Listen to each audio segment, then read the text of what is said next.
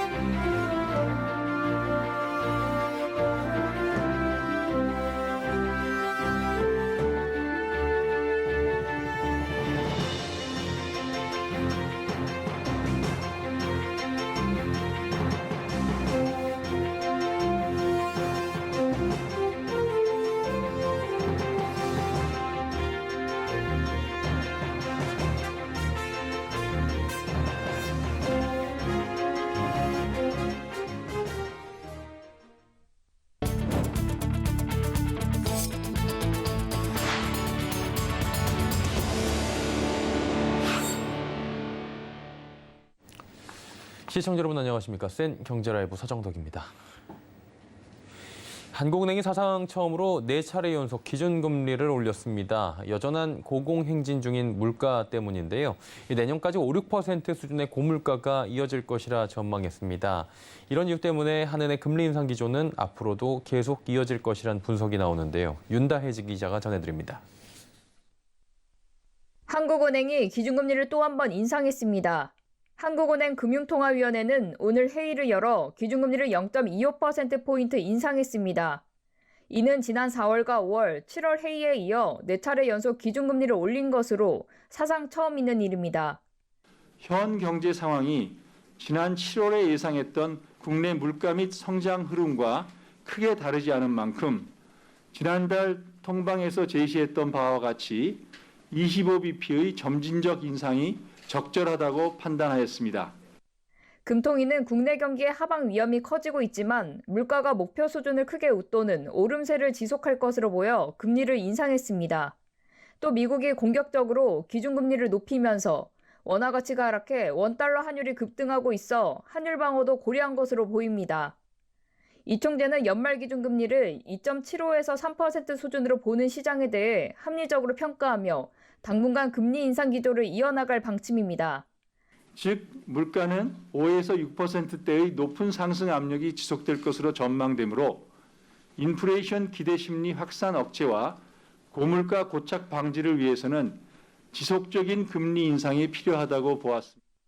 하지만 한꺼번에 기준금리를 0.5%포인트 인상하는 빅스텝 가능성에 대해선 충격이 오면 원칙적으로 고려할 수 있지만 지금 상황으로는 고려하지 않는다고 말했습니다. 이 총재는 높은 소비자 물가 오름세가 내년 초까지 이어질 것으로 내다봤습니다.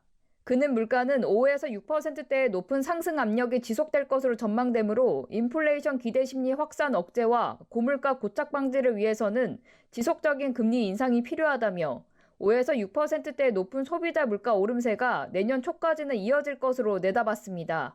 한은은 올해 소비자 물가 상승률 전망치를 기존 4.5%에서 5.2%로 높였습니다. 1998년 외환위기 이후 최고 수준입니다. 반면 올해 연간 실질 국내 총생산 GDP 성장률 전망치는 5월 2.7%에서 2.6%로 0.1%포인트 낮췄습니다. 미국이 지난달까지 2달 연속 기준금리를 0.75%포인트 올리는 자이언트 스텝을 단행하면서 한국과 미국의 기준금리가 역전된 점도 영향을 준 것으로 보입니다. 이번 인상으로 한국 기준금리는 미국 기준금리 상단과 같아졌습니다. 단 다음 달에는 미국이 빅스텝을 밟을 가능성이 커 다시 차이가 벌어질 것으로 보입니다. 서울경제TV 윤다입니다. 조금 전 전해드린 대로 오늘 한국은행은 기준금리 빅스텝 한 달 만에 금리를 또다시 올렸는데요. 연말까지 추가금리 인상이 예고된 가운데 보험사들은 운용자산 수익률 회복 기대감에 미소를 짓고 있다고 합니다. 김미연 기자입니다.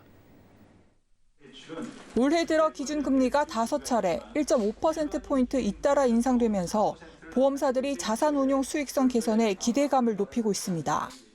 금리 인상은 앞으로 보험사들의 자산운용 수익률 상승으로 이어지는 호재로 작용하기 때문입니다. 통상 보험사들은 고객이 낸 보험료를 금리와 연동된 상품 등에 투자해 번 돈으로 나중에 보험금을 줍니다. 보수적으로 자산을 운용하는 보험사들은 특히 안정적 수익을 내는 채권의 투자 비중이 높습니다. 신규 채권 투자엔 기존보다 더 높은 이율이 적용되면서 장기적으로 투자 손익이 개선될 수 있습니다. 금리가 인상하면 보험사가 보유한 채권 가치가 떨어져서 단기적으로는 수익성이 떨어지지만 장기적으로 봤을 때는 이제 신규로 편입하는 채권 수익률이 높아져서 수익률이 올라갑니다. 보험사의 평균 운용 자산 수익률은 2019년 11월 기준 생명보험사가 3.46%, 손해보험사가 3.72%에서 금리가 0.5%대였던 지난해 3월에서 9월엔 3%대 초반까지 떨어졌습니다.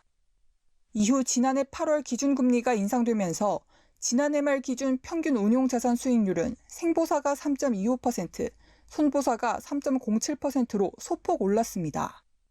올해 연말까지 최소 한 차례나 두 차례 더 기준금리가 인상될 가능성이 커지면서 보험사들의 운용자산 수익률도 계속 개선될 전망입니다. 다만 기준금리 상승이 곧바로 투자 수익률을 끌어올리는 것은 아니어서 당분간 보험료 인하 여력은 적다는 게 업계의 중론입니다. 서울경제TV 김미연입니다. 중소 레미콘 업계가 시멘트 가격 인상을 놓고 한 목소리를 냈습니다. 원자재 가격과 유류비 또 운반비 등이 급등해 역대 최악의 위기를 겪고 있는 상황에서 일방적이고 또 기습적으로 가격을 올렸다고 한숨을 쉬고 있는 건데요. 김수빈 기자가 이들의 목소리를 들어봤습니다. 레미콘 업계가 시멘트 가격 기습 인상 철회를 요구했습니다.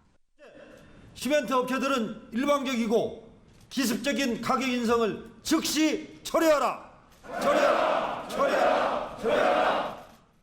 900여 개 중소 레미콘 업체 대표들이 오늘 한자리에 모여 중소기업 중앙회에 결의문을 전달했습니다.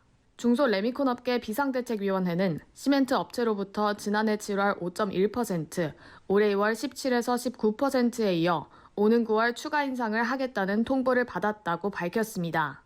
올해에만 시멘트 값이 33에서 35% 오르는 셈입니다. 대책위는 한국은행이 발표한 시멘트와 레미콘 물가지수를 비교해보더라도 2015년 대비 2022년 6월까지 시멘트는 125.23, 레미콘은 114.90으로 시멘트가 레미콘 물가보다 상대적으로 많이 오른 것을 알 수 있다고 지적했습니다. 이 같은 상황에서 시멘트 가격이 또 오르면 상대적 격차는 더욱 커질 거란 겁니다. 다만 레미콘 업계는 시멘트 가격 인상이 반영되지 않을 경우 시멘트 공급을 줄이거나 끊을까 우려하고 있습니다. 특히 가격 인상 철회와 함께 시멘트 업체에게 제조 원가 및 인상 요인을 투명하게 공개하라고 요청했습니다. 여기에 정부가 나서서 시멘트 시장의 독과점에 대해 상시 감시하고 불공정 거래 사례가 있는지 조사해야 한다고 덧붙였습니다. 결의문을 받은 김기문 중기중앙회장은 시멘트 대기업과 중소 레미콘 업체 간 상생 방안 마련과 함께 정부 중재 요청 등 총력을 다할 것이라고 말했습니다. 서울경제TV 김수빈입니다. 일기 신도시 정비사업 지연 논란으로 경기도를 포함한 수도권 아파트값이 약 10년 만에 가장 큰 폭으로 내렸습니다. 한국부동산원 조사에 따르면 수도권 전체 아파트값은 지난주 0.12%에서 이번 주에 마이너스 0.18%로 내림폭이 확대됐습니다. 2013년 1월 14일 조사 이후 9년 7개월 만에 최대 낙폭입니다. 수도권 중에서도 정부의 일기 신도시 재정비 사업 지연 논란으로 일기 신도시 아파트값이 가장 크게 하락했습니다. 분당 신도시가 있는 성담시 분당구는 지난주 마이너스 0.07%에서 이번 주엔 마이너스 0.13%로 낙폭이 확대됐고 일산 신도시가 위치해 있는 고양시는 마이너스 0.06%에서 마이너스 0.12%로 하락폭이 2배 커졌습니다. 올해도 건설사들의 따뜻한 선행이 이어지고 있습니다. 상반기 영업이익 대비 가장 많은 기부를 한 건설사는 현대 엔지니어링으로 나타났습니다. 서청석 기자입니다. 상반기 영업이익 대비 가장 많은 기부금을 지출한 건설사는 현대엔지니어링이었습니다. 상반기 영업이익 대비 기부금을 조사한 결과 현대엔지니어링이 1위를 차지했고 이어 SK에코플랜트, 현대건설, 롯데건설 등이 뒤를 이었습니다. 반면 삼성물산과 대우건설, 포스코건설, DNENC 등은 영업이익 대비 기부금이 상대적으로 낮은 것으로 조사됐습니다. 25일 전자공시 시스템에 등록된 공시에 따르면 현대엔지니어링의 올해 상반기 영업이익은 약 901억 5,200만 원이었고 기부금은 42억 200만 원이었습니다. 영업이익 대비 기부금 비율은 약 4.66%였습니다. 시공능력 평가액 기준 상위 10개 건설사들 가운데 기부금을 공시하지 않는 GS건설을 제외하면 최고 높은 수치입니다. SK에코플랜트는 상반기 영업이익 약 988억 7,500만 원 중 2.78%에 해당하는 27억 5,400만 원을 기부했고 현대건설은 영업이익 약 3,468억 8,900만 원 가운데 1.42%에 해당하는 49억 3,300만 원을 기부했습니다. 영업이익 대비 기부금 비율이 가장 낮은 건설사는 삼성물산으로 상반기 영업이익 약 1조 975억 5,300만 원 중 0.20%인 22억 700만 원을 기부해 가장 낮은 수치를 기록했고 대우건설은 약 3,077억 4천만 원에 0.28%인 8억 4천만 원을 기부했습니다. 다만 기부금액의 절대치 순으로 보면 현대건설이 49억 3,300만 원으로 가장 컸고 이어 현대엔지니어링 42억 200만 원, 롯데건설 29억 1,500만 원, SK에코플랜트 27억 5,400만 원, 삼성물산 22억 700만 원, DNENC 20억 400만 원 등 순이었습니다. 현대차그룹의 두 건설 계열사가 현대건설은 기부금 절대액 1위, 현대엔지니어링이 기부금 비율 1위를 차지하면서 기부에 적극적인 모습을 보이고 있습니다. 저희 현대엔지니어링은 협력업체의 경쟁력 강화를 위한 상생협력 기금을 조성해 꾸준히 지속적으로 지원을 하고 있습니다. 앞으로도 협력업체 경쟁력 강화뿐만 아니라 일반적인 사회공헌에도 꾸준한 기부와 참여를 지속하도록 하겠습니다. 한편 HDC 현대산업개발은 경기 화정 붕괴 사태 등 여파에 상반기 약 274억 7,500만 원 영업 손실을 봤지만 같은 기간 4억 5,300만 원을 기부했습니다. 서울경제TV 서청석입니다. 최근 경영계 화두인 ESG는 환경과 사회, 지배 구조를 의미하죠. 그런데 기후 대응 이슈가 워낙 커지다 보니 환경 분야가 시선을 독식하는 분위기인데요. 이런 가운데 사회를 위한 교육 분야 지원을 묵묵히 이어가는 기업이 있어 눈길을 끈다고 합니다. 이재영 기자입니다. 부영그룹이 운영하는 우정교육문화재단은 다음 달 중 유학생 85명에게 약 3억 4천만 원의 장학금을 수여할 예정이라고 밝혔습니다. 부영그룹은 2010년부터 지금까지 41개국 총 2,200명의 유학생들에게 약 68억 원의 장학금을 전달해 왔습니다. 국내외 여러 분야에서 기부 활동을 해오고 있지만 특히 교육 분야에 집중적으로 지원하고 있습니다. 대표적으로 임대료 없는 어린이집, 초중 고교에 필요한 교육시설 무상 건립, 무정문고 설립 등이 있습니다. 부영그룹 측은 비용 측면에서 봐도 교육 분야의 지원이 많이 치우쳐 있다며 이 분야에 공을 들이고 있다고 설명했습니다. 이는 교육은 계속해서 재생산되는 미래를 위한 투자라는 이중근 회장의 신념에 따른 걸로 풀이됩니다. 특히 이중근 회장은 우정문고를 통해 우리 역사서를 출간 보급하며 후대를 위한 역사 교육에 각별한 애정을 쏟고 있습니다. 이중근 회장이 6.25 전쟁에 대해서 아주 관심이 많습니다. 6.25 사변의 진실을 가리키는 아주 방대한 양의 책을 저수를 해가지고 각계각층에 전달하기도 했습니다. 전쟁 기념 박물관에 참전 국가들의 기념탑도 만들었습니다. 부영그룹은 지난 6월 25일엔 리버티 워크 걷기 행사에 참여해 전쟁에 참여한 용사들을 기리는 시간을 갖기도 했습니다. 서울경제TV 이지영입니다. 지난달 기업들의 주식 발행 액수가 감소한 것으로 나타납니다. 오늘 금융감독원에 따르면 지난 7월 중 기업들의 주식 발행 규모는 7,031억 원으로 전월 대비 44.1%가 줄어들었습니다. 부진한 증시에 기업들의 유상증자가 감소한 것이 이유로 풀이되는데요. 지난달 기업 공개를 통한 주식 발행액이 5,451억 원을 기록해 전월 대비 47.1% 늘어났지만 유상증자를 통한 주식 발행액이 1,580억 원으로 전월 대비 82.2% 감소했습니다. 삼성전자가 빌 앤 멜린다 게이츠 재단과 협력해온 RT 프로젝트 종료식을 열었습니다. RT 프로젝트는 게이츠 재단이 저개발국을 위해 지난 2011년부터 추진하고 있는 신개념 위생 화장실 보급 프로젝트입니다. 게이츠 재단의 지원 요청으로 삼성전자는 2019년 삼성종합기술원의 TF를 구성하고 3년 동안 연구 개발을 거쳐 삼성의 친환경 기술을 적용한 가정용 RT 프로토타입 개발에 성공했습니다. 향후 게이츠 재단은 효율화 과정을 거쳐 하수시설이 없거나 열악하고 물이 부족한 저개발 국가에 이를 제공한다는 방침입니다.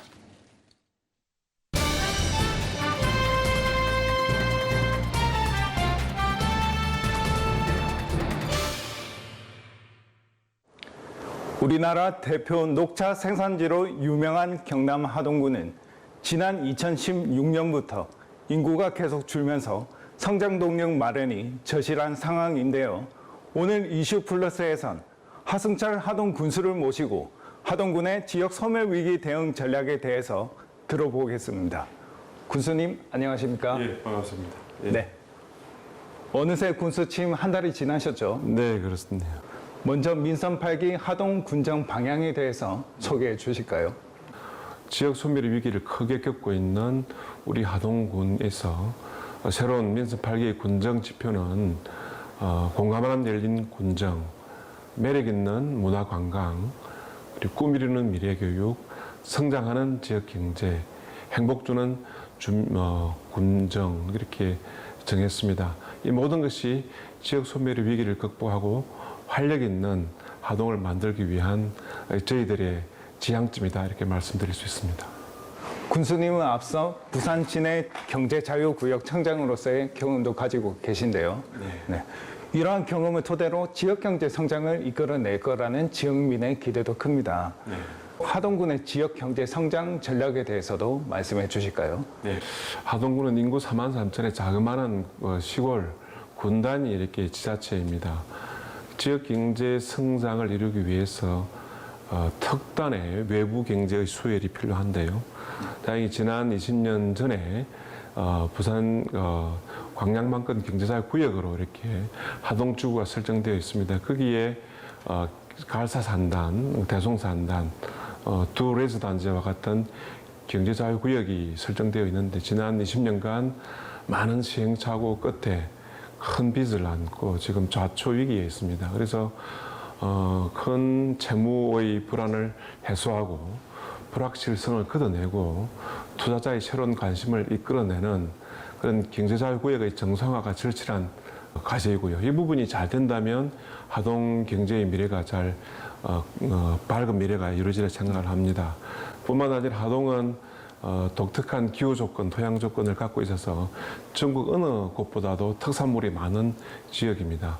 농업 예산을 대폭 늘려서 미래 하동의 농업 모델이 한국을 대표하는 농업 모델이 될 수 있도록 특단의 이런 발전 전략을 같이 해 나간다면 하동이 갖고 있는 고유한 매력을 잘 살리는 문화 관광과 함께 산업 분야, 농업 분야, 그리고 관광 분야까지 어울려서 지역 경제의 새로운 활력을 도모해야 할 것으로 생각합니다. 하동군의 성장 동력 마련에는 군의 최대 경제 사업인 경제자유구역 정상화가 꼽히는데요. 이 문제는 어떻게 접근해야 할까요?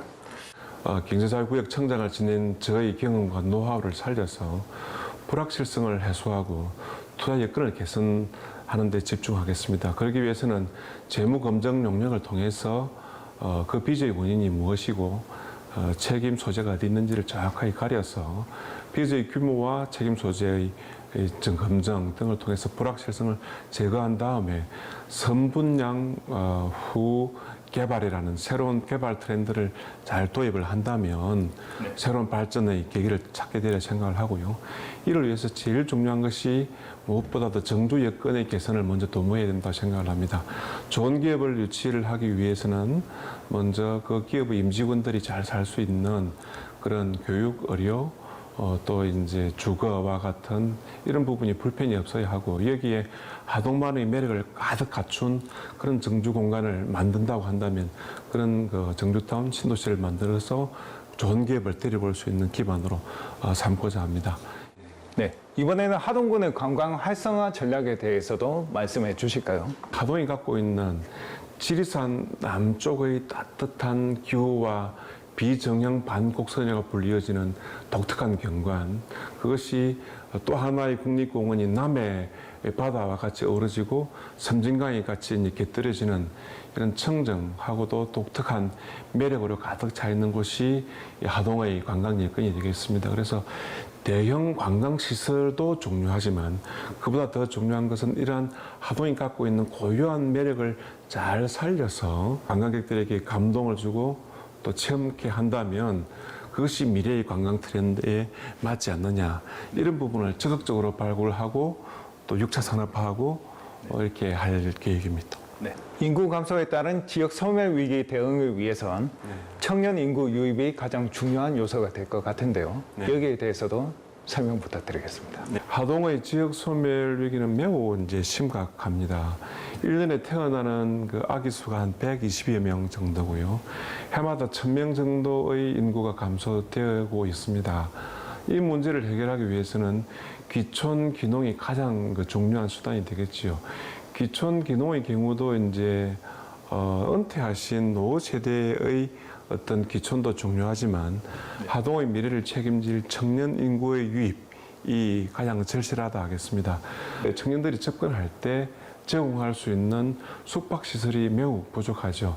기존에 있는 빈집을 잘 정비하고 해서 소개해주는 프로그램도 필요하지만 단기간에 머물 수 있는 그런 청년 숙박시설을 대폭 확대해달라는 것이 청년들의 요청이고요. 또 어느 정도 살고 있는 청년들은 지역의 교통 문제를 가장 크게 이야기를 합니다. 그래서 특히 그 교통의 문제를 해결하기 위해서 어르신들만을 위한 100원 택시가 아니라 청년들도 100원을 내고 이용할 수 있는 택시를 만들어 보고 싶고, 청년 인재들이 이 지역의 숙식의 문제 그리고 교통의 문제를 잘 극복하고 그 외에 다른 특색 있는 자기 창업 활동을 할 수 있도록 모든 노력을 또 같이 프로그램을 제공할 계획입니다. 네. 하동군이 지역 경제 활성화 전략을 잘 마련해서 지역 소멸 위기를 슬기롭게 극복하면 좋겠습니다. 오늘 좋은 말씀 감사합니다. 네, 대단히 감사합니다.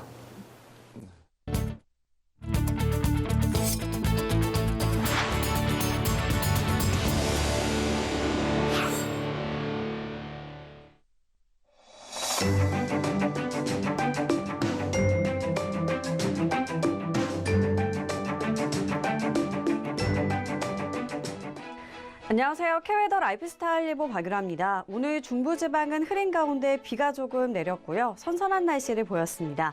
다만 남부지방은 구름 많은 가운데 낮더위가 이어졌습니다.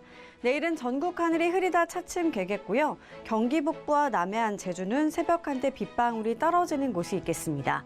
공기질은 양호하겠지만 오전에 중서부 지역은 먼지 농도가 한때 나쁨 단계를 보일 때가 있겠습니다. 내일은 30도 안팎의 낮더위가 나타나겠습니다. 수도권의 경우 서울이 28도로 오늘보다 4도가량 높아지겠고요. 대전은 29도, 광주와 대구는 30도까지 오르겠습니다. 다음은 자세한 지역별 날씨입니다. 중부지방 아침, 저녁에는 선선하거나 서늘하겠고요. 낮에는 인천 27도, 수원은 28도로 다소 덥겠습니다. 동해안 아침에 20도 안팎으로 시작하겠고 한낮에는 속초 27도, 강릉은 26도를 보이겠습니다. 남부지방 낮 동안 전주와 부산 29도로 다소 덥지만 아침, 저녁에는 20도 선으로 선선하겠습니다. 전해 상해안은 흐리다 개겠고요. 물결은 대체로 잔잔하게 일겠습니다. 앞으로 아침, 저녁에는 서늘하거나 선선하겠고 한낮에는 다소 덥게 느껴질 수 있겠습니다. 한편 다음 주 화요일과 수요일 사이에는 충청 이남에 비 소식이 들어있습니다. 날씨였습니다. 수행경제라이브 저희가 준비한 소식은 여기까지입니다. 편안한 저녁 시간 보내시길 바랍니다. 고맙습니다.